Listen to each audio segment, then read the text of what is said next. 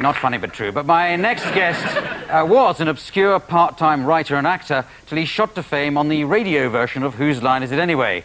He's now one of the greatest intellectuals and entertainers in the country. Ladies and gentlemen, please welcome the unique Stephen Fry.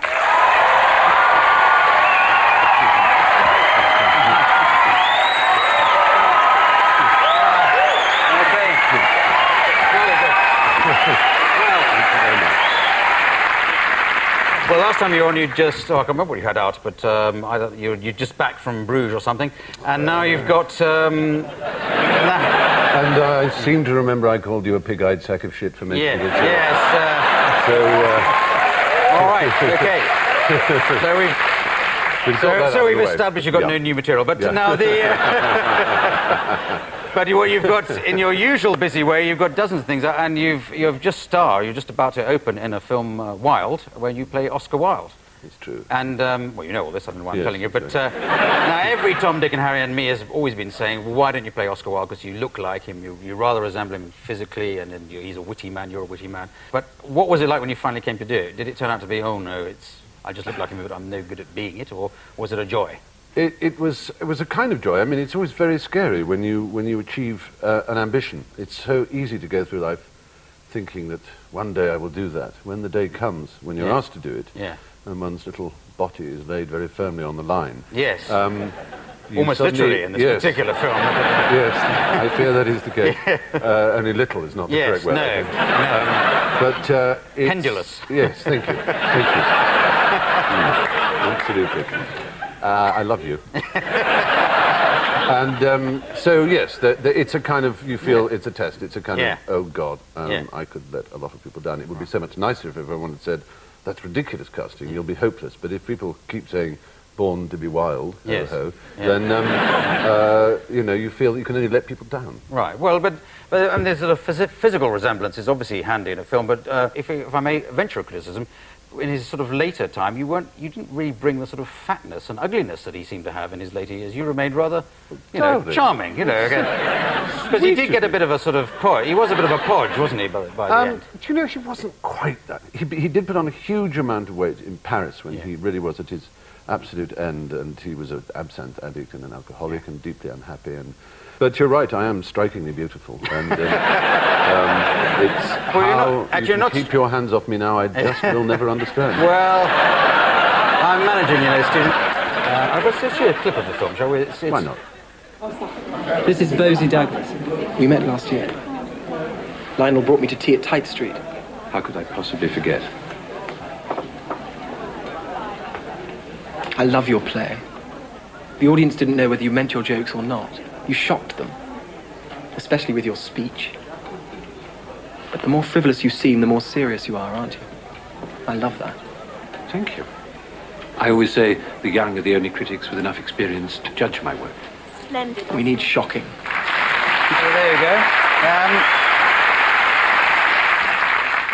go. Everyone's familiar with the Oscar Wilde story, the brilliant man, play, witticism, all that kind of stuff, and everybody knows that he was eventually imprisoned for indecent behaviour. But what's your view? Do you think that was inevitable that would happen, or was it just that he happened to get in with that wrong liaison with Bosie? Yes. Firstly, I would take issue with you saying that everyone knows the Oscar Wilde story. I mean, I think obviously those broad elements are known by a lot of people. But only the other day I was in a taxi, and the taxi driver was saying, "Oh, when's that Oscar Wilde film coming out?" And he asked me who was in it, and I said that Vanessa Redgrave was playing Oscar's mother, and that Jennifer Eady was playing Oscar's wife. And he virtually broke the car and said, "What's that? What wife?" I said, "Yes." He said, "But Oscar was he was ginger, wasn't he? He was ginger beer." And I conceded that Oscar was indeed ginger beer, and that but that he also had a wife and two sons whom he adored. He adored his family. So there are lots of sides to him that are not perhaps as well known, particularly his character, which was one of extraordinary compassion and kindness and gentleness and generosity. But now, the way you've played him, you haven't really attempted his voice. You've basically used well, your voice, really. But I have no other. no, but you'll find I've also used my legs. Yes, but his speech patterns were well documented as being a rather unusual, sort of sing-songy way. He didn't have an Irish accent. No. He said that his Irish accent was one of the many things he forgot at Oxford, and he he spoke quite clearly, very beautifully. But the problem with that, with films, is that if you really did find out how he spoke, it would probably be completely unacceptable to our ears. And I think if we discover that Oscar spoke in an exceptionally clear or up and down sort of voice, it would just become immensely irritating. And it's pointless for that kind of, you know, realism is not the point, authenticity is the point in the end, isn't it? And there's sure, and there's this, most of the time you're dressed in those rather grand clothes, rather exciting, but there's just a little bit of you with your kit off and having to, was that exciting distressing to you? Not I could cope with it, to be honest, but was that something you were nervous about doing, or? Well, yes. I mean, I've never done a love scene before, and naturally, I was, you know, I think any human being would be nervous for the first time they do a love scene, and I mean, you know, all kinds of jokes are possible, but in the end, well, that's one. The great thing is, no, that's not a joke. No. As long as it gets a laugh, it's a joke. Oh, I see. Okay, I must remember that. Yeah. You'll spot it when it happens. That's what the crew were saying. It's...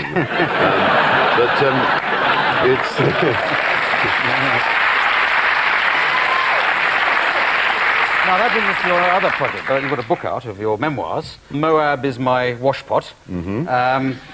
And we all recognise that as coming from the Psalms, but why that particular title did you settle on?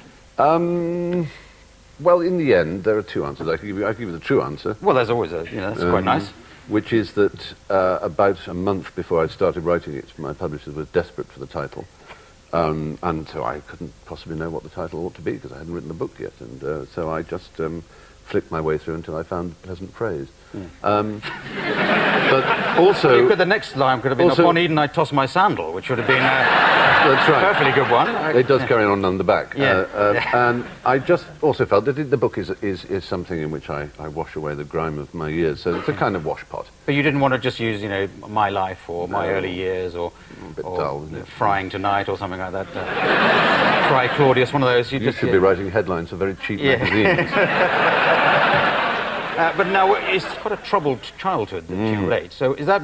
Were you a difficult child because you were so intelligent and so sensitive, or were you just a pain in the arse? I was just a pain in the arse, I'm afraid. I would like to find some excuse for myself, but it was a childhood full of a great deal of storm, and not a little drang, it has to be said. But when you went off the rails, you started stealing things, you know, money from people in the chain. You weren't short of money, you were just doing it for the devilment of it? I don't know. I'm partly because I loved sweets, and I'd spend all my money, and I wanted to buy some more. I mean, it's as I say, I'd love to...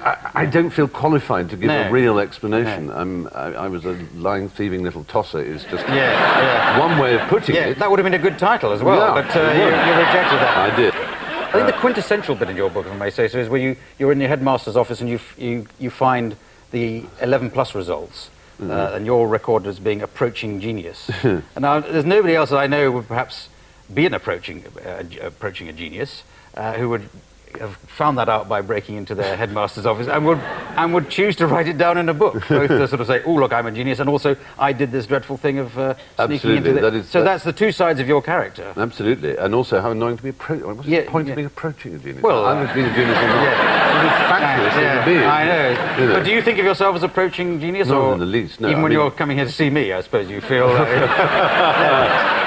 But there's still the naughty schoolboy in you, because you write very fluently, and then you sort of break out into temper and start swearing and cussing about how you can't play a musical instrument, or how annoyed you are, how you love watching sport now and you didn't play it at school, and you like to sort of throw in as many sort of rude words as possible. Is that you're trying to shock, or is that just you feel that's a proper way of expressing it? Yeah, I'm a ranter like a lot of people I know. I mean, if I'm not in front of a television audience and I've lost my keys, I turn the air purple. Just but should you turn the page purple when you're just sort of recounting your memoirs and I really like singing but I can't do it? I think to say that I really like singing and I can't do it doesn't express what I feel. Yeah.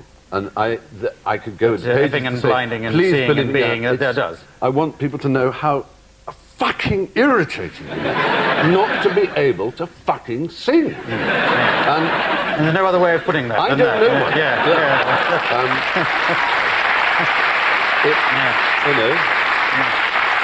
Well, why does it matter? You're so talented in so many other directions that not being able to sing, you can't do everything, Stephen. You know. I don't want to sing in order to earn money or praise or anything like that. It's about, as that section of the book is called, it's about joining in. I mean, I don't want to sing on television. I don't want to sing on stage. I would just like to be able to join in Happy Birthday when other people do it, not mine.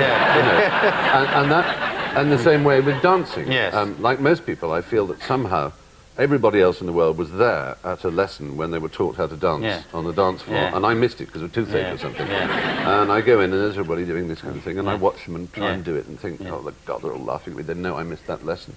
Unfortunately, I also feel that about life, you know. OK, well, I've obviously always enjoyed questioning you, Stephen, but there'll be questions from the audience. Yes, lady there. During your downs, did you have anybody to confide in? It's a most peculiar thing about humans is that, I mean, I did have people I could confide in. That's to say, I have many friends and a wonderful family. But it's a strange thing about human nature, isn't it, that if one has something embarrassing, I mean, I'll use a physical example. Say one had something peculiar growing in the middle of one's bottom or a strange wart on one's genitals, I would be extremely unlikely to go, say, to Hugh Laurie and say, look at this, what's this then? But I would be very happy to go to a complete stranger who happened to be a doctor and show it to him. And similarly, when one has deep, weird things inside one, logical thing to do is to go to people who love you, your friends, your family. But oddly, one doesn't. What about your recent, the most recent thing, the cellmates thing? I mean, I understand when you're at school it's difficult to go to a teacher. But did you have any sort of, eventually, therapist? Yes. But I mean, what I should have done, of course, is when I realised how miserable I was, I should have rung up friends and said, I'm at the end of my tether, what am I going to do? Instead of just running away. And that's what's so mad. And I don't know why I didn't, because they would have all helped and people would have understood and it would have been fine. But one is not rational in these circumstances. OK, right, another question. Gentleman in the hat, what's your question? Stephen, if you were in Clive's chair, what awkward question would you like to ask him? Who William Hague's mother is, obviously.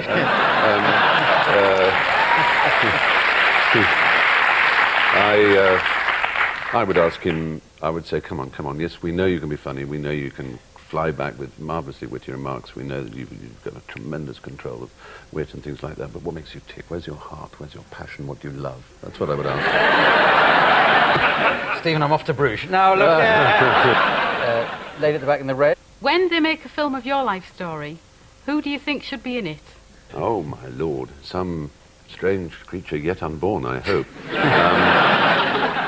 It would... Good Lord. I certainly couldn't play myself, or at least I've never been able to yet. Stephen, no. You always play yourself. You've left out an important word there, haven't you?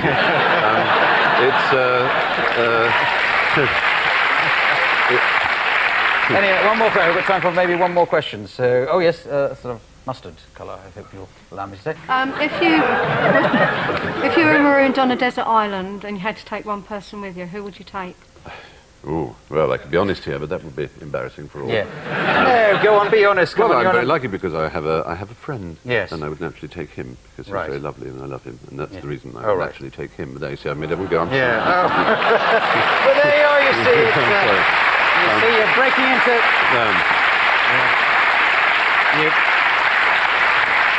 You're breaking into an honest mode. They're almost prepared to name names, but... No, you're not. OK, well, thank you very much for joining us. Stephen Fry. OK.